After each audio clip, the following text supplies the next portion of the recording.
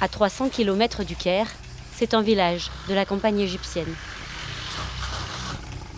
Ici, on vit en moyenne avec moins de 2 francs par jour. Beaucoup de familles vivent dans des bidonvilles. Mahmoud Abdallah, lui, a pu s'offrir cette modeste maison il y a 2 ans. Et cela lui paraît toujours miraculeux.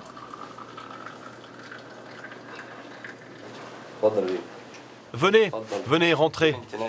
Là, c'est ma fille qui dort. Elle a 7 ans. Elle s'appelle Bismillah. Mahmoud est le cordonnier du village, seul pourvoyeur de sa famille. Pour les gens modestes comme lui, impossible a priori de rêver devenir propriétaire. Je reçois une paire de chaussures à réparer toutes les 2-3 heures en moyenne. Je gagne entre 18 et 20 centimes par paire de chaussures, c'est tout. Mes revenus ne sont pas suffisants du tout. Chaque mois, Mahmoud gagne à peine 45 francs. Pour réaliser son rêve et construire sa maison, ils ont donc dû se résoudre à faire un immense sacrifice. J'ai vendu mon rein pour 3500 francs. J'ai fait l'opération il y a 2 ans. C'est un de mes clients qui m'a donné cette idée. Il m'a dit « Mahmoud, tu te plains toujours que tes conditions de vie sont mauvaises. » Je lui ai demandé s'il avait une solution pour que j'achète une maison pour ma famille. Et il m'a répondu « Tu n'as qu'à vendre ton rein. » Depuis son opération, ce père de 34 ans prend un médicament tous les jours et doit faire une injection tous les 3 mois. Ce traitement lui coûte cher.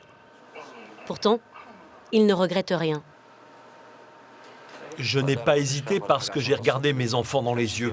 Je n'avais pas d'autre option. Qu'est-ce que je devais faire? Devenir un voleur? Ce n'est pas possible. Avant l'opération, j'ai seulement pensé à Dieu et à la maison. Si je devais mourir, j'aurais au moins offert un endroit où vivre à ma famille. C'est mieux que la rue.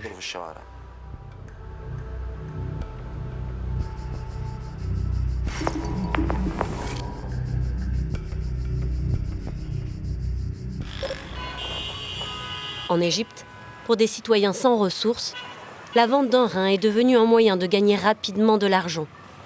C'est un sacrifice qui n'étonne plus personne. Il faut dire que la demande est forte. Dans l'anonymat de cet immense quartier de la classe moyenne du Caire, nous allons rencontrer un malade. Il attend une greffe de rein depuis trop longtemps. Nous l'appellerons Ahmad. S'il nous a demandé de cacher son visage, c'est parce qu'il s'apprête à faire quelque chose de totalement illégal. J'ai dû prendre beaucoup d'antidouleurs, car j'avais des caillots dans les jambes. Ces antidouleurs ont détruit mes reins. J'ai une insuffisance rénale. Mes reins sont détruits. Pour retrouver sa vie d'avant les dialyses à répétition, Ahmad a décidé de franchir le pas. Il va avoir recours à la mafia des organes. Un ami lui avait dit que les reins s'achetaient et se vendaient sur les réseaux sociaux, mais il ne s'attendait pas à ça. Des groupes Facebook suivis par des milliers de personnes.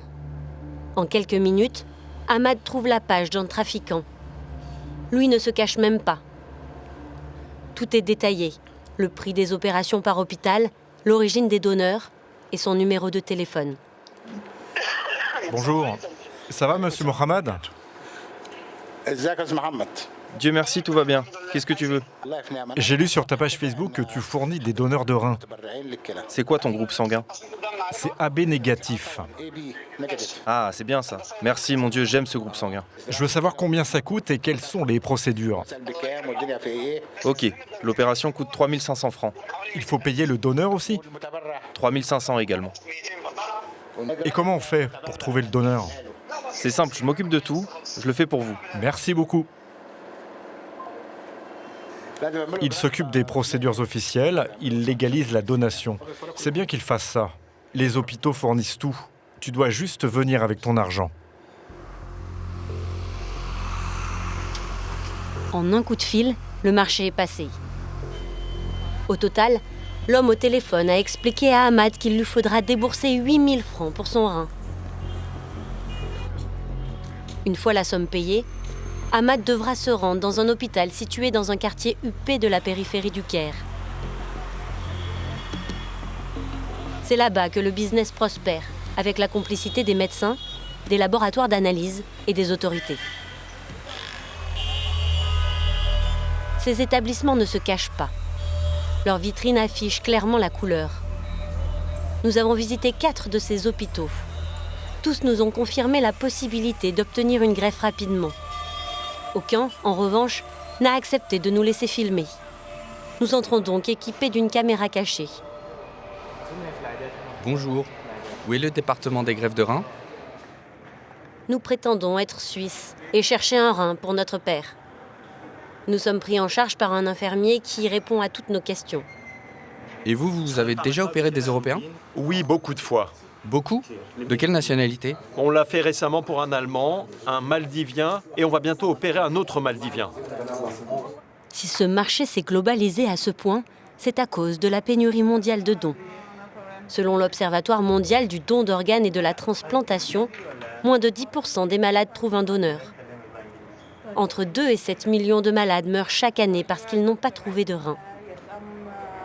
Notre unité de greffe de reins travaille pour les étrangers et les Égyptiens. Il n'y a pas de discrimination. On travaille pour toutes les nationalités. Et pour les donneurs? C'est des Égyptiens normalement? L'important, c'est que le donneur soit compatible avec le patient. C'est ça l'important. Il faut juste qu'il y ait une compatibilité des tissus. Ici, le coût de l'opération est de 9 000 francs, une somme dérisoire pour les étrangers. Dans certains pays, un rein peut coûter jusqu'à 130 000 francs selon un rapport du Parlement européen. Pour l'Europe, est-ce qu'il y a des règlements spécifiques par rapport aux autres pays? Est-ce qu'elle doit ramener un papier de l'ambassade? Envoie-moi juste le rapport médical. Moi, je vais suivre avec toi, étape par étape, toutes les procédures. Dis-moi seulement ce dont tu as besoin. Seulement une greffe de rein et un donneur égyptien. Pour le donneur, vous savez, il vaut mieux en avoir plusieurs. Nous, on a une liste de donneurs. Comme ça, si le greffon est rejeté, on peut en essayer un autre.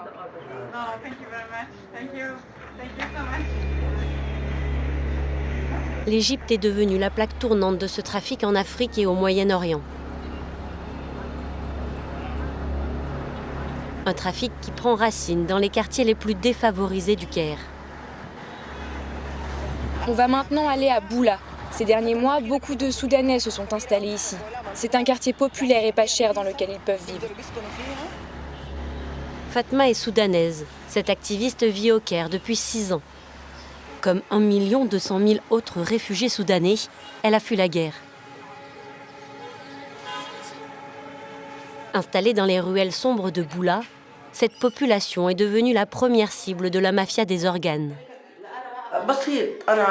C'est tellement fréquent que nous, dans notre association ici, on sensibilise tout le monde. Première règle, si tu vas à l'hôpital, n'y va jamais tout seul. S'il te donne un papier à signer, demande absolument une version en arabe que tu peux comprendre. Dans le bureau de leur association, Fatma et Asma entendent de plus en plus de récits glaçants. Aujourd'hui, c'est Mossab qui vient les voir. Il n'a plus de nouvelles de son fils depuis 2 ans. Regardez ce rapport. Ils l'ont tué. Ils ont volé ses organes. Ils ont volé son corps dans l'hôpital. Ça, c'est une autre plainte urgente envoyée au parquet national. C'est moi qui l'ai envoyée. Le 3 décembre 2022, Mossab emmène son fils de 13 ans dans un hôpital public pour de fortes fièvres et vomissements. À son arrivée, on lui demande de sortir de la salle où il vient de prendre cette photo. Après des heures d'attente, un gardien finit par lui adresser la parole. Il m'a dit « Tu veux voir ton enfant ? Ok, mais je ne veux pas que tu me crées de problème. » Il m'a fait entrer dans une petite chambre d'à peine 2 mètres carrés. Mon fils était attaché sur un lit, avec plein de tissus dans sa bouche. Il était comme ça, et il respirait à peine. Puis, j'ai réalisé qu'il n'avait plus ses yeux. J'ai dit au gardien « C'est quoi ça ? Où sont les yeux de mon enfant ?» Il n'avait aucun problème aux yeux. Qu'est-ce qui s'est passé ? Le gardien m'a alors pris le bras et m'a dit « Tu as vu ton enfant, maintenant tu sors. » 1 heure plus tard, l'hôpital annonçait à Mossab la mort de son fils. Depuis, il n'a jamais pu récupérer son corps ni consulter son dossier médical, malgré toutes ses plaintes. Ça, c'est une plainte contre l'hôpital public où j'ai emmené mon enfant. C'est une demande pour que j'obtienne son dossier médical. Ils ne m'ont jamais donné le dossier. Il est encore avec eux. Ils le cachent et je n'ai pas de copie. L'hôpital nie tout prélèvement d'organes sans l'accord des familles. C'est aussi la position officielle du gouvernement qui ne reconnaît pas l'existence de ce trafic en Égypte. Dans la dictature de Sisi, le combat de Mossab est risqué. Je suis allé à la sécurité d'État, chez le procureur général, le ministre de la Santé. J'ai frappé à toutes les portes, mais malheureusement, il n'y a aucune justice. En revanche, ils n'ont pas hésité à m'intimider. Ils m'ont dit « Tu peux perdre tes autres enfants, tu sais ». Tu as reçu des menaces? Tu as été menacé? Oui, beaucoup. Ils ont dit « Tu peux perdre un autre enfant. Fais bien attention à toi ». Jusqu'à maintenant, aucun Soudanais à qui on a volé les organes, ni leur famille n'ont réussi à déclencher de procès et à obtenir justice. Les réseaux de trafiquants d'organes ne font qu'augmenter et ils ciblent principalement les Soudanais. Il faut dire que la plupart de ces migrants viennent de zones de guerre. Ils ne sont pas bien éduqués et ils n'ont aucune connaissance sur les procédures médicales et la santé. Enfin, leurs conditions financières misérables ne leur permettent pas de demander justice. Pour prendre un avocat et porter plainte, il faut beaucoup d'argent. Tout cela les empêche de mener des procédures légales.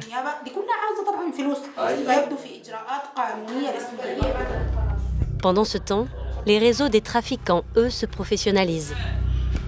Peu de pays au monde sont aussi laxistes que l'Égypte sur ce point. Selon plusieurs ONG, entre 720 millions et 1,4 milliard de francs seraient générés chaque année dans le monde par la traite des êtres humains à des fins de prélèvement d'organes.